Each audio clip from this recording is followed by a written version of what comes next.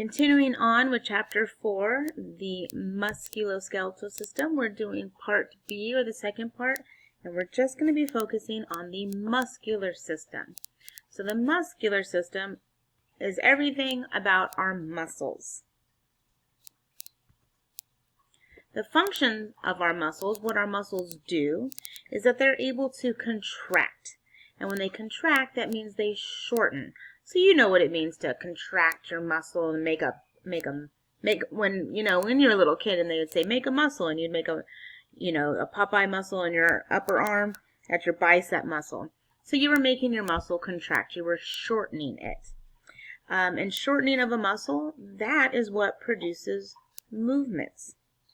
We have over 600 muscles in our body that do everything from producing movement of our bones and our joints to help us lift heavy things, to pumping our blood around and moving our food through the digestive tract.